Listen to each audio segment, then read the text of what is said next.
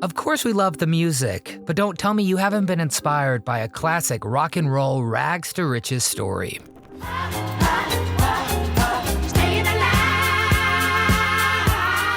So today we're diving into the 10 richest musicians from the 1970s and how they got that way. Because we always hear about the bad music deals, but these performers proved that sometimes you can make the big bucks by just singing your heart out. All right, let it rip.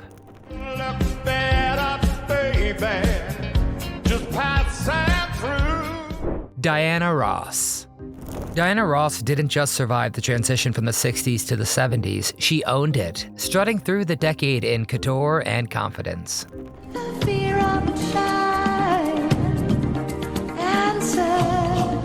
After reigning supreme with the Supremes, she launched her solo career like a rhinestone rocket, and she did not miss a beat. Her partnership with Motown founder Berry Gordy was more than just romantic, it was business gold. Gordy knew star power when he saw it, and Diana had it in spades. He backed her career moves, including her Oscar-nominated role in Lady Sings the Blues. And if you have not seen that, it's not just a performance, it was a power play. Watch it.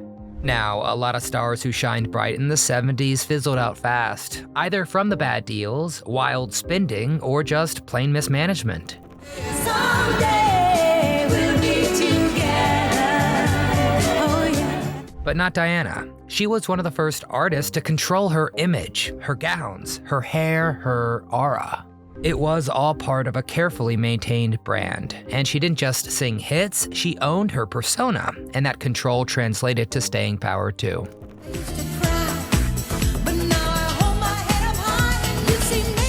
While others were signing away their royalties or blowing their advances, Diana was stacking smart contracts and keeping her name on the marquee. 'Cause that's how you buy Beverly Hills mansions and keep them. And she's still going, she is still stylish, and she's still cashing checks. Cha-ching. He watches over, and everything we see. Her fortune comes from decades of touring, licensing, and never letting the Diana Ross brand go out of style. But as fabulous as it is, her wealth doesn't quite top the list. The stars ahead didn't just perform, they wrote the songs, they owned the rights, they launched their own labels, and they turned melodies into empires.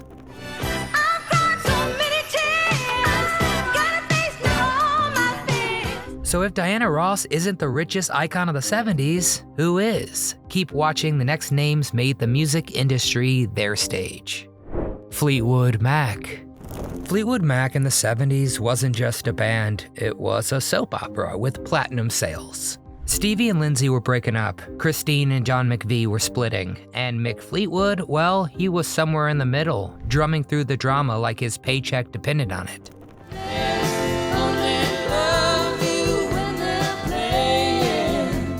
Which, in a way, it did.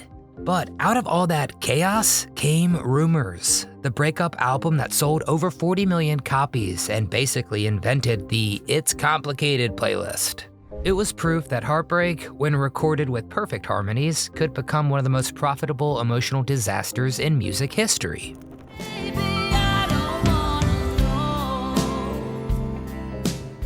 And when the money came pouring in, they felt it. Stevie Nicks floated through airports in custom chiffon like a bohemian ghost, spending a fortune on boots that looked better than they walked.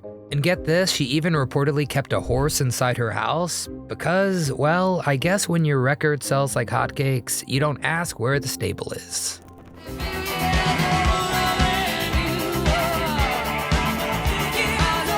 Studio costs ballooned, tours got grander, and band arguments stretched sessions into marathons. They weren't just making music, they were living a lifestyle so excessive it made their lyrics sound modest. So, how did they manage to hang on to the fortune when so many other bands lost it all? Well, that's simple. They made an album that, well, it never stopped selling. And what's important is they never sold off the rights.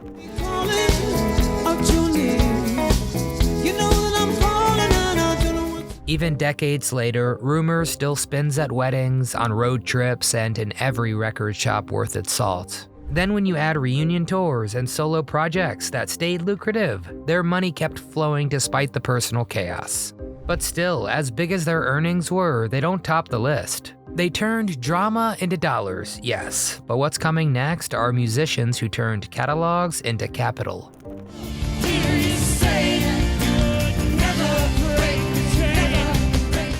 The Bee Gees.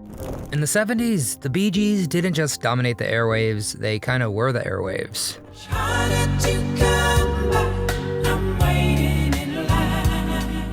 Whether you were roller skating to Night Fever or pretending not to hum along in the grocery store, there was no escaping Barry, Robin, and Maurice Gibb. Saturday Night Fever didn't just put them on the map, it let them redraw it.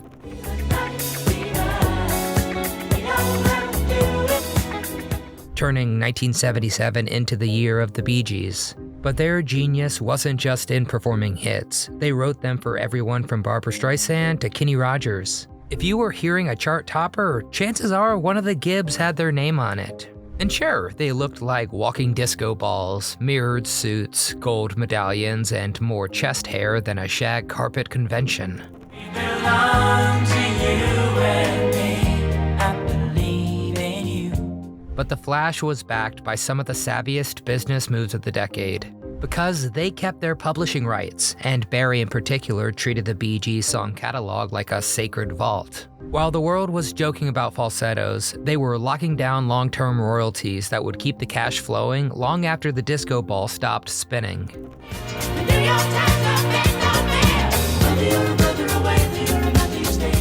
They weren't just rich off the hits, they were rich off owning those hits. And boy did they live it up. I'm talking private islands, global tours, jets that could rival rock royalty.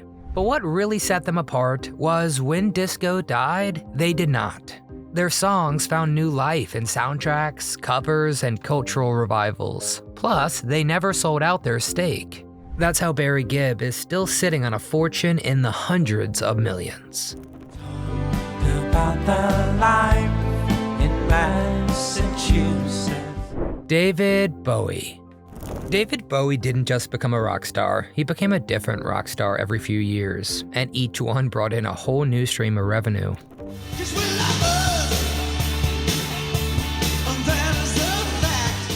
Ziggy Stardust, Aladdin Sane, the Thin White Duke. These weren't just personas, they were business models in eyeliner and platinum boots. While other artists were still figuring out what genre they belonged to, Bowie was already 10 steps ahead, turning reinvention into a career strategy.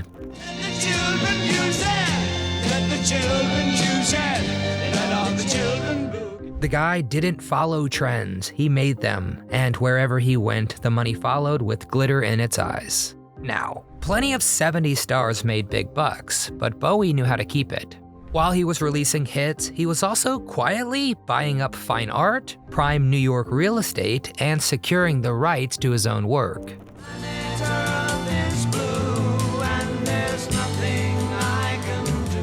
He treated his music catalog like a financial asset, which paid off in a big way in 1997 when he introduced Bowie Bonds. That move let him cash out $55 million up front by selling future royalties to investors. It was Wall Street meets glam rock, and Bowie played it like a pro.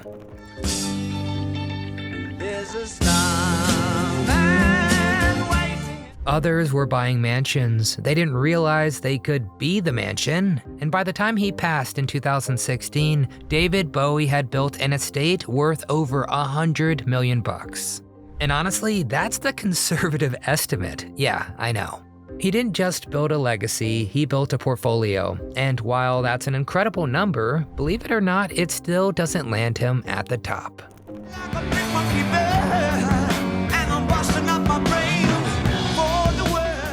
Pink Floyd. Pink Floyd never needed glitter or headlines to get rich, they just needed sound. Monumental, slow burn, goosebump-inducing sound. How I wish you were here. While other bands were chasing chart-topping singles, Floyd was crafting entire sonic landscapes. Dark Side of the Moon, it didn't just chart, it moved in, staying on the Billboard 200 for a jaw-dropping 14, that can't be right, years straight. Oh my god. Is the root of all evil today? they weren't in it for the quick hits, they were in it for the long play, and it worked. But what truly separated Floyd from many of their peers was how they handled the business. Instead of trashing hotel rooms, they were buying property. Instead of signing away rights, they were building private studios and holding tight to their publishing.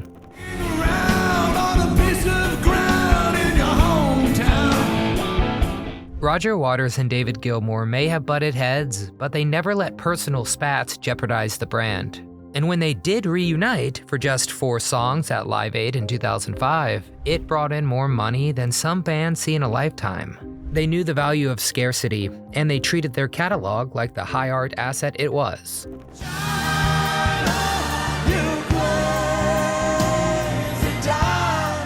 Even decades later, the Floyd machine hums on, licensing deals, deluxe vinyl box sets, streaming revenue. It all adds up to a fortune that's still climbing. Their music was moody, cerebral, and it didn't always play by radio rules, but financially it was just brilliant. Yet, even Pink Floyd, with all their long-haul earnings, didn't take the top spot.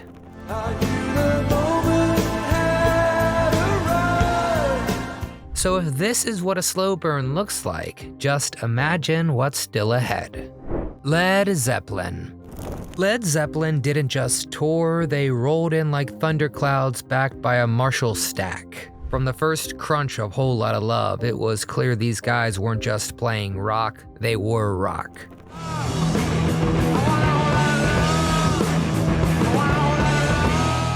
Cloaked in mystique, riffs, and more fog than a haunted house. But behind the myth was muscle, specifically Peter Grant, their manager and secret weapon.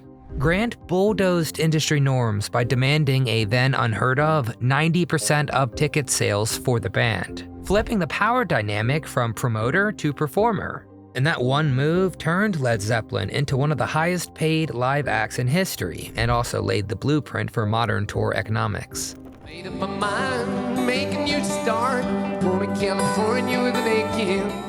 And they absolutely lived like that too. Their custom Boeing 720, the Starship, was practically a flying Roman temple, complete with bars, beds, and probably a few broken laws. Hotels weren't just places to crash, they were places to destroy. Most often, literally. And in true Zeppelin fashion, they even brought along a psychic on tour.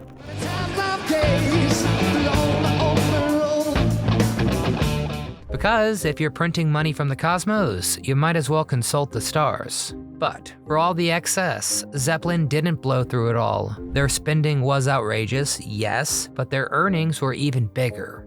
And what kept Zeppelin apart from the other flameouts was the fact that their music kept on selling.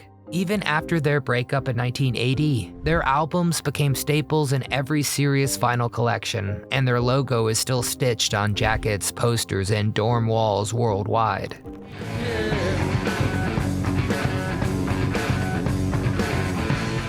They didn't sell off their catalog in panic or lose it in bad deals. They kept control, and that means the money never stopped.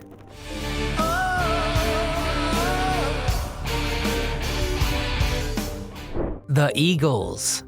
The Eagles didn't just bottle the sun-soaked, easy-riding vibe of the 70s. They packaged it, marketed it, and sold it by the truckload.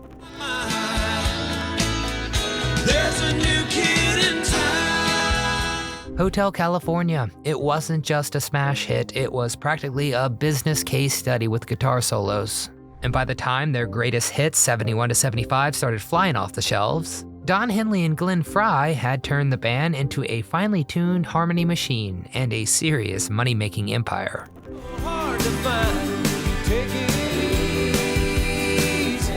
That album went on to become one of the best-selling records of all time, and it was practically standard equipment in every car with a tape deck from coast to coast. Behind the mellow harmonies and California Cool were some very, very sharp minds. These guys knew how to negotiate, protect the music, and keep the cash flowing.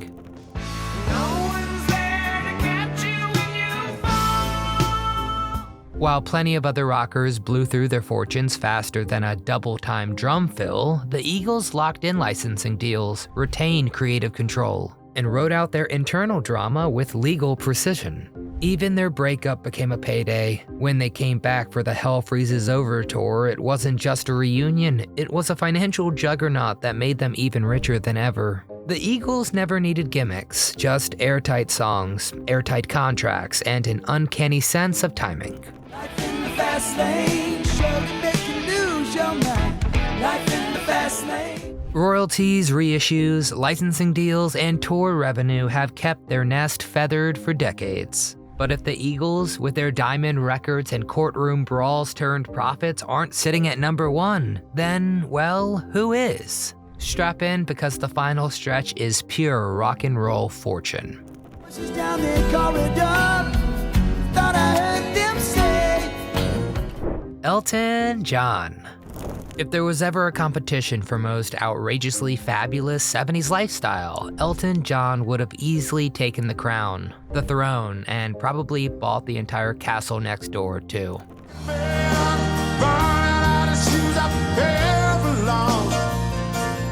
This wasn't just a man who wore glitter, he weaponized it, with feather boas, sequined Dodgers uniforms, and platinum boots taller than your nephew.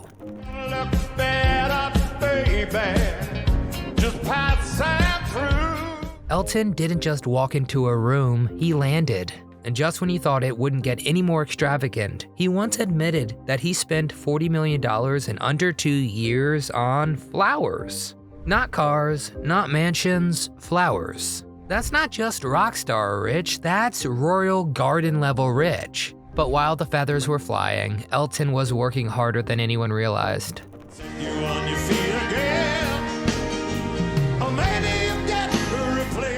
I mean, albums like Goodbye Yellow Brick Road and Captain Fantastic weren't just hits, they were seismic cultural events. He toured relentlessly, he packed stadiums and cranked out classics with Bernie Taupin like it was a factory run by sequins and soul. And here's the key, he held on to control too. Licensing deals, Broadway musicals, Disney collaborations.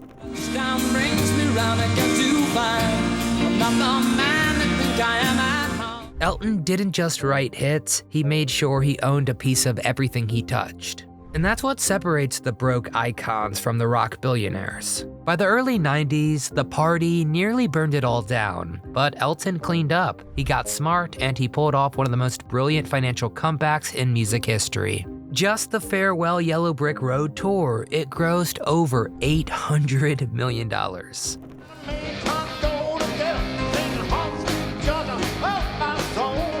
Landing him back among the top earners on the planet. His catalog continues to rack up licensing gold, and the man probably still has a flower delivery on autopilot. But if Elton John, a man who basically turned sparkle into currency, isn't number one, you know what's coming next has to be huge. The final two are in a financial league of their own. You're not the sweetest eyes I've ever seen. The Rolling Stones. If there was ever a band that turned rock and roll into a cash-spewing, tour-driven enterprise, it was the Rolling Stones.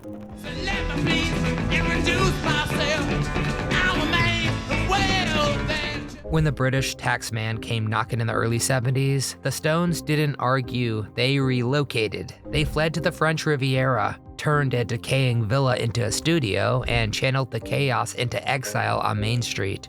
An album as raw and unruly as the life they were living. It wasn't just about making music, it was about building a legacy that could outrun government fees, industry sharks, and even time itself.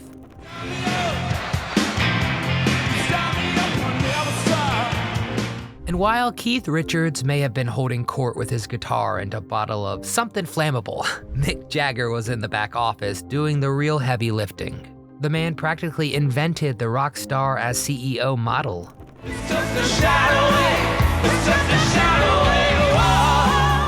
He launched Rolling Stones Records to maintain control of their catalog and tore up the touring playbook to make sure they were walking away with a lion's share of profits. The result? Private jets, mansions in every time zone, and enough custom clothing to open a boutique chain. They partied hard, sure, but their money didn't vanish with the morning hangover like it did for so many of their peers. The real power move, though, they never stopped. While other acts folded or faded, the Stones turned touring into a global industry.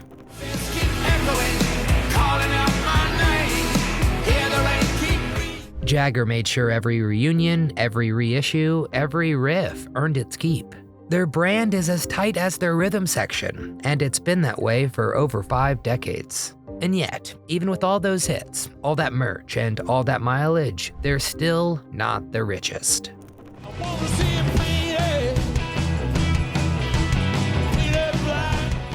Paul McCartney and Wings. So here's the thing, Paul McCartney could have packed it in after the Beatles and spent the rest of his life sipping tea on a velvet throne, strumming a lute for fun.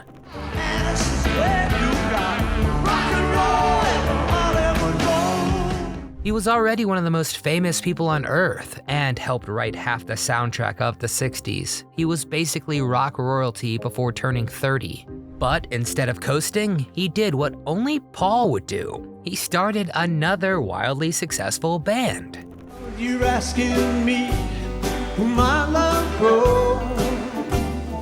With Wings, he wrote out monster hits like Band on the Run, Jet, and Live and Let Die, proving that the magic didn't leave with Abbey Road. He didn't just stay in the game, he redefined the next era. But here's what really sets Paul apart. While other rockers were busy buying speedboats and golden bathtubs, he was quietly buying something far more valuable: songs.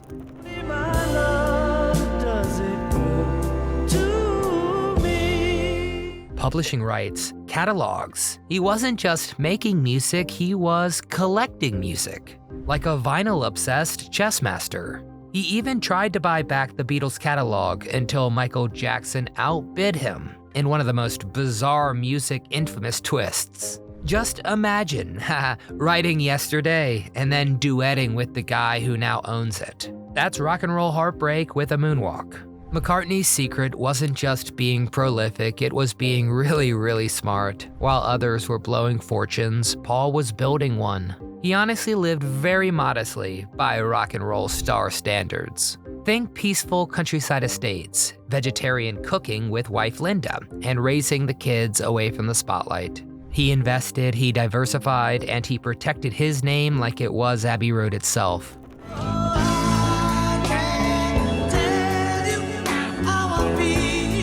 Today, Sir Paul McCartney isn't just the richest 70s artist, he's the richest musician in the world. With a fortune, get this, reportedly north of $1 billion. That's not just success, that's generational wealth, built not just on talent, but on foresight, ownership, and a few thousand unforgettable melodies.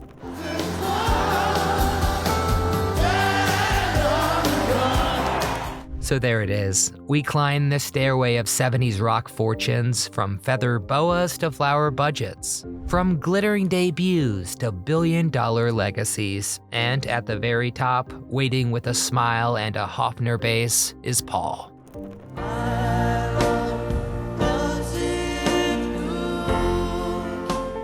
There you have it, 10 rockin' stars who weren't just living the dream, they were buying it too. From private planes and velvet suits to contracts and catalogs.